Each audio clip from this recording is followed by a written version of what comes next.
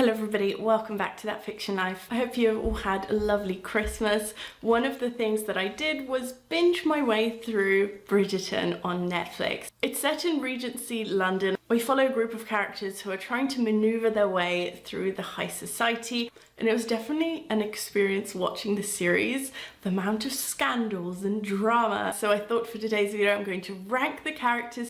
Be aware of spoilers because I can't fully explain my reasonings without going into spoilers. So please don't proceed if you haven't finished watching the season. And now without further ado, let's begin. The first person on here is Colin, and I love Colin. I think he's such a sweet character. I think out of all the brothers, he was the one that we least expected to be wrapped up in a scandal. So when everything with Marina started coming out, I cannot wait to see what he does next, because I think we have a lot of anticipation for a potential relationship with Penelope. I think they would be perfect together. Next, we have Lady Feverington, and I think she needs to seek a bit of help. She maneuvered the whole thing with Marina, and she treats Penelope so badly. She clearly prefers the two other daughters, and I do not like that. She comes across as very spiteful. She clearly cares more about how she's seen by the rest of society. Her and her two head daughters just really remind me of Cinderella's stepmother and the stepsisters. Then we have Queen Charlotte, and I love her. I think she is so iconic. I'm going to put her in love because as much as I adored seeing her scenes, I love how casually she just shows up at all these parties, hangs around and looks on from the side. I can totally imagine her being Lady Whistledown if it wasn't for the fact that she kept attacking her choices of who the lady to look out for this season was. Then we have Cressida, and Cressida is going straight to the bin. Whenever she came on screen, I felt enraged. The way that she tried to ruin Daphne's life.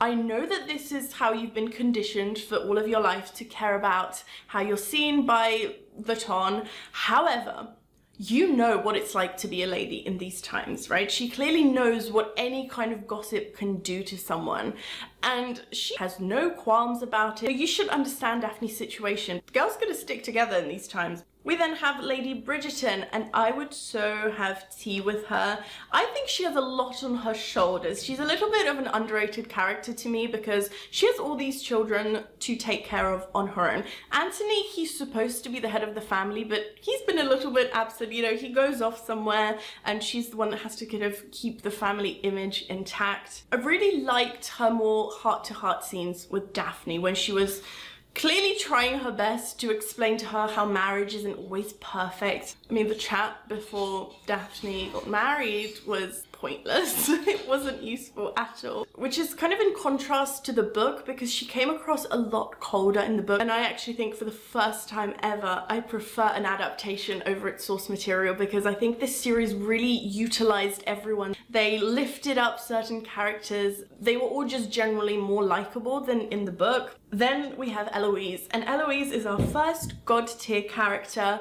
She is such an icon. From the very first scene where she screams Daphne's name at the bottom of the stairs, I was a full-on fangirl for her because she's so different. We always like to see, whether it's TV, film, or books, we love to see this iconic outcast to a very traditional family. She defies everything. She brings something really special to the series, and I love the fact that she doesn't conform to this high society life. She wants to get out of it, and I'm really looking forward to seeing if there is a season 2, there better be. I really want to see what she does with her life. I really cannot imagine her settling down and becoming this lady of the house. I want to see her take over the world. I loved her scenes with Benedict. We'll talk about Benedict in a second, but their dynamic was so great, and they are both sort of the outcasts of the family, and they're all becoming rebels. I'm living for it. Next we have the prince, and the prince, I think I kind of want to put him right in between here. No, I would have tea with him. He was a lovely character. I think we expected him to be the spiteful prince who would feel very offended by the fact that Daphne rejected his proposal. He accepted it and said, they are clearly in love, I don't want to get in the way of that. It was such an endearing thing for him to do. Next we have Anthony, and Anthony I am so mad at. I just don't understand how he can be so mean to Daphne about this whole thing. The way he tried to make her marry Nigel, I was horrified. And so I think he could either go into okay or seek help. No, he needs to see someone about his actions. The way he treated Sienna and Daphne and all of his sisters was just trying to get them all married off to the weirdos without even thinking about it. I did feel so bad for him when he turned up to Sienna's house with the flowers. I thought he was reaching a really great character development moment there. And here's the thing, I actually love his character in the sense that I think he's interesting. He seemed so in love with Sienna, right? He did make a lot of mistakes with his family and it looked as though he was changing. And now he's saying, oh yes, I just have this Viscountess to introduce to you all, this new wife that I'm going to have, and who is it? He's scheming, and I feel like he's also protecting himself. This really seems like a situation where he messed up, the other person didn't forgive him, and now he's trying to protect his emotions so it doesn't happen again. So he's become this ruthless character. So I'm kind of excited to see what happens with him, but boy, you made some really bad decisions this season. Okay, then we have Daphne. And I really like Daphne at the start. I would have tea with her. I think she's an interesting character. However, I am so mad about the scene. I mean, how can you trick your husband like that? Yes, Simon's lie wasn't the greatest, but I really don't think it's that deep. You know, he clearly has some issues that he needs to work through, and we will talk about him later, but I just don't think that his lie warranted her behavior at all, in any respect. I think whatever he did, I don't think what her plan was it was a bit psychotic. So she's been kicked off the top tiers for that.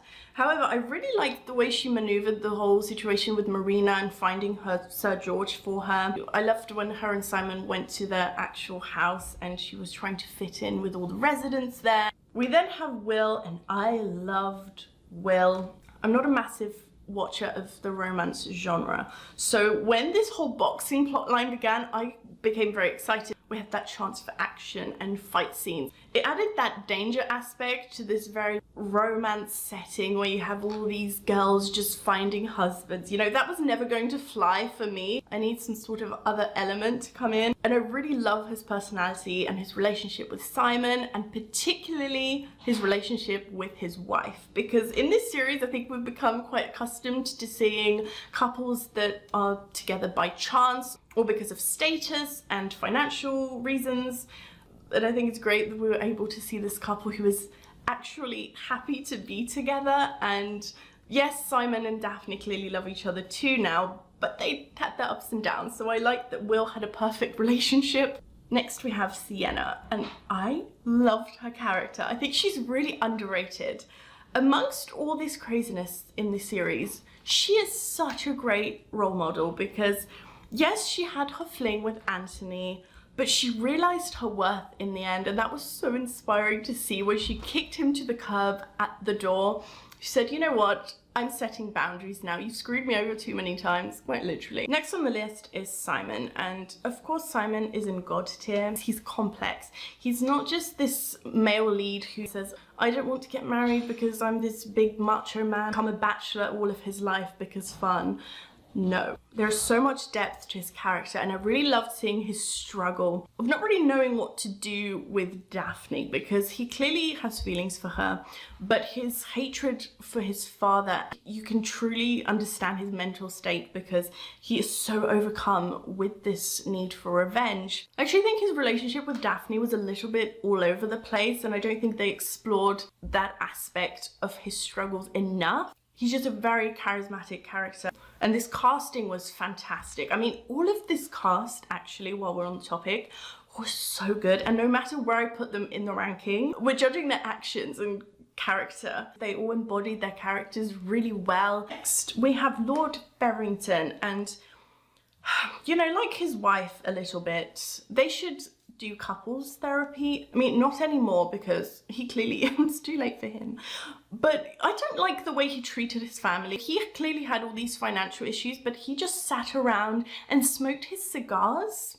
Sir, excuse me, tried in the end by, you know, ruining Will's life pretty much, because I feel like that's going to come back and bite him in the ass. I hated that he ruined one of his daughter's engagement prospects. We then have Nigel, and Nigel is going in the bin, and we can just throw him in the sea for all I care. No, he was horrible. I don't even know why he thought he had some sort of claim over Daphne. Next we have Marina, and Marina I found to be an okay character. I was a little bit disappointed with her plotline because I wanted more from her. I think she has a lot of potential, but I don't know if we're going to see her again. Is she going off with Sir George's brother now? I actually loved that twist. I mean, it wasn't really a twist, but you know what I mean. The next character is Benedict, and Benedict, I love him. He had a really interesting character arc, and when I read the book I didn't really think much of him because he was really a side character, and in this series he had such a great development. I adored seeing his relationship with all of his siblings when they're having the duel, and he's the one to push Anthony out of the way to allow Simon and Daphne to talk. Of course, the smoking scenes with Eloise were some of the best throughout the season. I adore the fact that he wants to become an artist and he doesn't want to follow in the family footsteps of just finding the perfect marriage. He, quite similarly to Eloise, wants to pursue his passions, and I love that about him. He's also such an endearing character and definitely underrated. I don't know why I left all my favourites towards the end, but we have another god tier character, and that is Lady Danbury.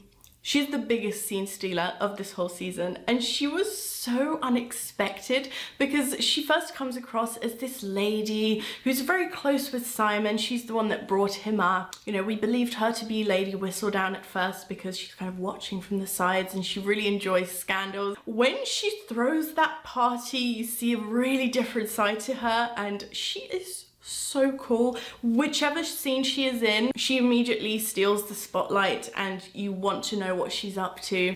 We have the stepsisters, as I like to call them now, because I just can't unsee it. And these two are going in okay. Again, like a lot of these young ladies, they've been conditioned to care about particular things. So the fact that they are being a little bit backstabby, they feel as though their life will be over if they don't find a match. However, they can't go any higher than this because I hated the way that they talked about Marina behind her back, and the way they treat Penelope is just abysmal. We then have Penelope, and Penelope is going in god tier. Everyone, I died when she took off that hood. It was a holy moment. She is such a badass, but please no more yellow dresses. I can't take it anymore. I love the fact that she's Lady Whistledown because she buried her family in her column. Iconic. I love her relationship with Eloise. She kind of just stood off to the side and let everyone fight each other, and now we know why she did that. She was making notes. Although she has a career for herself already, because that's so unexpected for the youngest one in the family. I think similar to Colin, no one thought he would be having a marriage scandal out of all of the Bridgertons, and here is Penelope kind of doing the same thing within her family, having a full-on profession. I think that's so cool. And now the final character we have is Madame Delaqua, and I really love her. I think she was such an interesting character because she kind of came across as very mysterious. It was very believable that she could be Lady Whistledown. I like the fact that she's in a relationship with Benedict. They're definitely people that love the creative arts. He wants to paint. She's a renowned dressmaker. I think they just make a really perfect match. She didn't even fully call out to Eloise that she wasn't Lady Whistledown. She kind of let her keep thinking it. So I quite like how she maneuvers this whole world of high society, because she watches from the sidelines, she knows what's going on while everyone's gossiping around her. So these are all my rankings of the characters. This was such an enjoyable show because you could fully immerse yourself in other people's scandals. Let me know what you think of the series. I would love to keep on discussing it with you. Give this video a thumbs up if you enjoyed it and subscribe to my channel if you haven't already. Thank you so much for watching, and I'll see you next time. Bye!